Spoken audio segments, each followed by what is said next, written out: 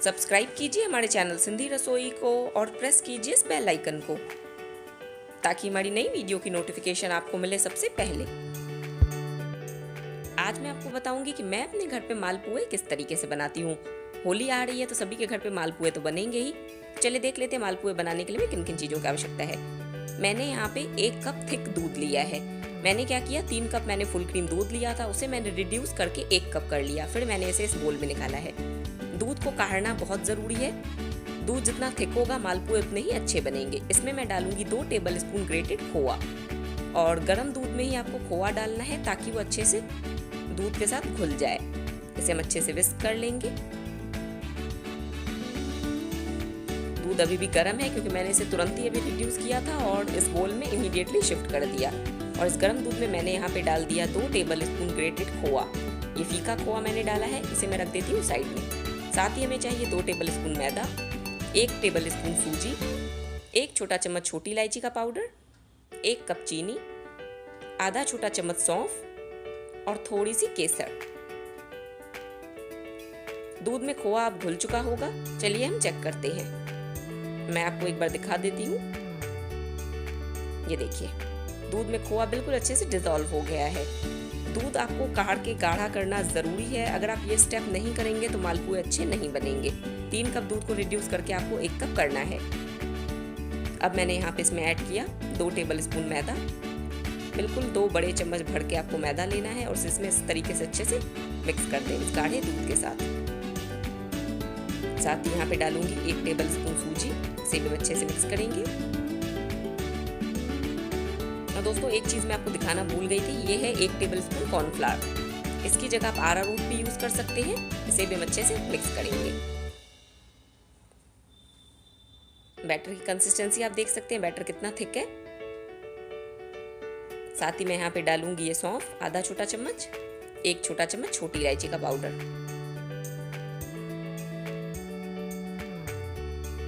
इन सभी चीज़ों को हम अच्छे से एक बार मिक्स करेंगे और बैटर को ढक के रख दूंगी मैं साइड में ताकि सूजी अच्छे से फूल जाए।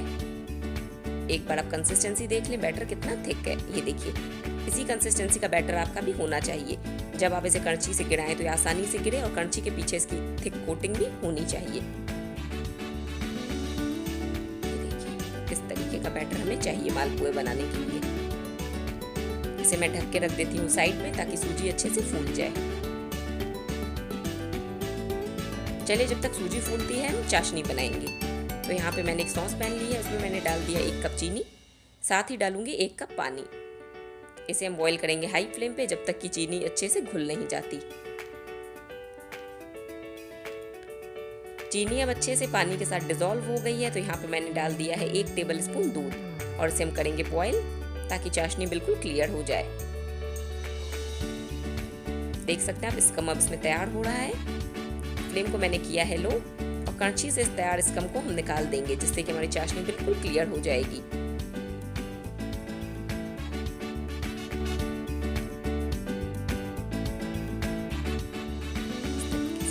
देख सकते हैं आप, अब चाशनी बिल्कुल क्लियर हो गई है। तो यहाँ पे मैं डाल रही हूँ उसमें 2 पिंच केसर। ये ऑप्शनल है, आप चाहें तो डालें। अगर आपके पास केसर नहीं है तो आप इसे स्किप भी कर सकते हैं, बट इससे मालपुए में एक अच्छा फ्लेवर आता है। अब चाशनी को कितना पकाना है ये मैं आपको दिखाती हूँ। ये देखिए, अभी सिर्फ इसमें चीनी घुली है। तो एक बार मैं आपको दिखाती हूँ। ये देखिए, अभी यहाँ पे चाशनी नहीं बनी है, ये बिल्कुल भी हाथों में नहीं चिपक रही। हमें थोड़ी सी चिपचिपी चाशनी चाहिए। मैंने और 2-3 मिनट इसे पका लिया है। अब फ्लेम को मैंने ऑफ किया है। प्लेट पे हम इस तरीके से 1-2 बूंद निकालेंगे। चाशनी के 1-2 ड्रॉप आपको इस तरीके से प्लेट पे लेनी है और उसे कुछ सेकंड्स के लिए बस ठंडा करना है। चाहे तो आप इसे फूंक मार के भी ठंडा कर सकते हो। और इस तरीके से फिंगर और थंब के बीच में जब आप चाशनी चेक करें तो बिल्कुल एक छोटी सी ड्रॉप फॉर्म होनी चाहिए। ये देखिए, आई होप आपको दिख रहा होगा। कोई तार नहीं बन रही, सिर्फ जब ये दोनों आपस में अटैच हो रहे हैं थंब और फिंगर, तो एक छोटी सी ड्रॉप बन रही है। जैसे ही मैं फिंगर को ऊपर करती हूँ वो ड्रॉप ब्रेक हो जाती है। ये देखिए, आई होप आपको समझ में आ रहा होगा कैसी चाशनी हमें चाहिए। बस जब हम फिंगर और थंब को आपस में अटैच करें तो एक छोटी सी ड्रॉप फॉर्म होनी चाहिए और जैसे ही हम फिंगर को ऊपर करें वो ड्रॉप ब्रेक हो जाए, यानी कि तार फॉर्म नहीं हो। इसी तरीके की चाशनी चाहिए। और जब आप इसे हाथों में इस तरीके से टच करेंगे तो आपको ऐसा फील होगा जैसे आप ऑयल को टच कर रहे हैं। वैसी चिपचिपाहट इस चाशनी में होगी। तो चाशनी तैयार है, उसे ढक के मैंने रख दिया है साइड में और हमारा बैटर भी रेडी हो गया है। तो चलिए अब मालपुए बनाना स्टार्ट करते हैं।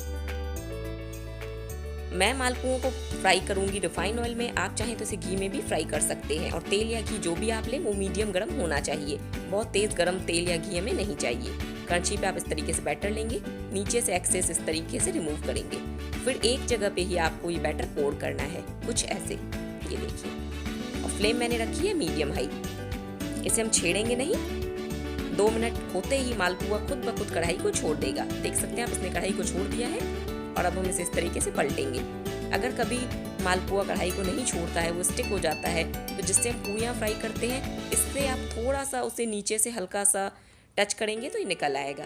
लेकिन गीले में आपको इसे छेड़ना नहीं है, कुछ सेकंड्स के लिए इसे पहले पकने देना है और उसके बाद इस तरीके से हम इसे दबाते हुए फुलाएंगे। ये देखिए, मैंने इसे अच्छे से लो फ्लेम पे फ्राई किया है। फ्लेम हमें हाई नहीं करनी है, डालते वक्त फ्लेम को रखना है मीडियम हाई, और जब हम मालपुआ डाल देंगे फिर हम फ्लेम को कर देते हैं लो, और फिर इसे हम लो फ्लेम पे इसी तरीके से फ्राई करते हैं।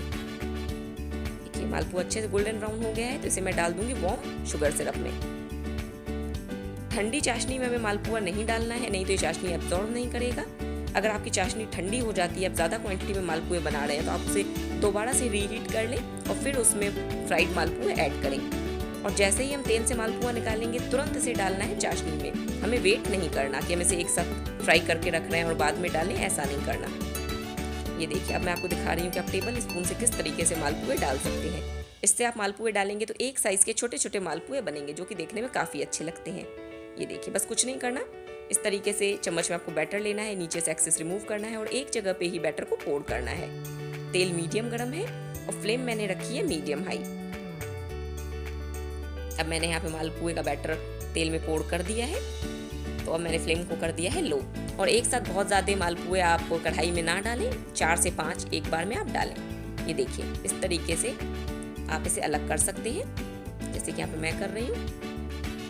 जब ये नीचे से पक जाता है तो खुद ब खुद कढ़ाई को छोड़ देता है। फिर आप इसे इस तरीके से दबाते हुए फुलाएंगे, जैसे हम पूड़ियाँ फुलाते हैं ना, बिल्कुल उसी तरीके से। वही प्रोसेस हमें यहाँ रिपीट करना है और दोनों तरफ से हम इसे गोल्डन ब्राउन होने तक लो फ्लेम पे फ्राई करेंगे। फ्लेम ना ही हाई करनी है ना ही मीडियम हाई, वरना ये ऊपर से पक जाएगा और अंदर से कच्चा रह जाएगा। मैंने लो फ्लेम पे मालपुओं को फ्राई किया है। मालपुए अच्छे से गोल्डन ब्राउन हो चुके हैं और इसे मैं डाल रही हूँ वार्म शुगर सिरप में। लास्ट में जब आप मालपुए निकालें, उस समय फ्लेम को आप मीडियम हाई कर सकते हैं, ताकि उनके अंदर जो ऑयल भरा हुआ है वो निकल जाए।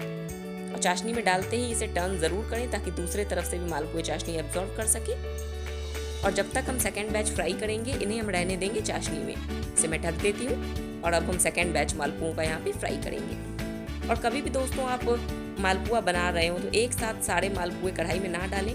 जब आप पहले मालपुआ डालेंगे तो पहले आप सिर्फ एक ही मालपुआ फ्राई करके देखें कि आपका बैटर बिखर तो नहीं रहा। अगर वो बिखर रहा होगा तो उसमें आप थोड़ा सा मैदा और डालें, फिर से उसे अच्छे से विस्क करें, उसके बाद मालपुआ बना के देखें तो आपका बैटर नहीं बिखरेगा। तो ये बातें आपको ध्यान रखनी है मालपुए बनाते वक्त। कभी भी एक साथ पहले बैच में ही सारे मालपुए ना डाल दें, नहीं तो अगर आपका बैटर पतला होगा तो सारे मालपुए खराब हो जाएंगे, बल्कि आपका तेल भी खराब हो जाएगा। बस हमें कुछ भी नहीं करना, दोनों तरफ से पलटते हुए इसे इस तरीके से दबाते हुए अच्छे से गोल्डन होने तक फ्राई करना है। सेकंड बैच मालपुओं का फ्राई हो गया है, तो फर्स्ट बैच को हम यहाँ पे चाशनी से निकाल लेंगे। जो पहले हमने मालपुए डाले थे चाशनी में, उसे हम निकाल लेते हैं। और सेकंड बैच के मालपुए जो फ्राई हुए हैं उसे भी मैं इसी तरीके से चाशनी में डालूंगी। फिर थर्ड बैच फ्राई होने तक हम वेट करेंगे। यहाँ मैंने सेकंड बैच के मालपुए भी चाशनी में डाल दिए थे, ये भी अच्छे से चाशनी में डिप हो चुके हैं। अब इसे भी मैं निकाल लूँगी। इसी तरीके से हम सारे मालपुए बना के रेडी कर लेंगे। तैयार मालपुओं को यहाँ पे मैंने निकाला है सर्विंग प्लेटर में, उसे गार्निश किया है बारीक कटे पिस्ते से। दोस्तों एक बात का ध्यान रखिए, जब तक आपका सेकंड बैच मालपुओं का फ्राई होता है, बस उतने देर तक ही आप पहले बैच के मालपुओं को चाशनी में रहने दें, फिर उसे निकाल लें। अगर आप ज़्यादा देर के लिए उसे चाशनी में छोड़ेंगे तो एक्सेस चाशनी एब्जॉर्ब कर लेंगे और बहुत ही ज़्यादा मीठे हो जाएंगे, फिर ये खाने में अच्छे नहीं लगेंगे। तो इस तरीके से आप सब भी अपने घर पे मालपुआ बनाएं। रेसिपी कैसी लगी कमेंट सेक्शन में लिख के ज़रूर बताएं। वीडियो पसंद आई हो तो चैनल को सब्सक्राइब करें, वीडियो को लाइक करें। अब आप हमसे कनेक्ट हो सकते हैं सोशल नेटवर्किंग साइट्स पे भी, लिंक मैंने डिस्क्रिप्शन बॉक्स में डाल दी है। तो मिलते हैं नेक्स्ट रेसिपी के साथ, तब तक के लिए good bye and thanks for watching my videos.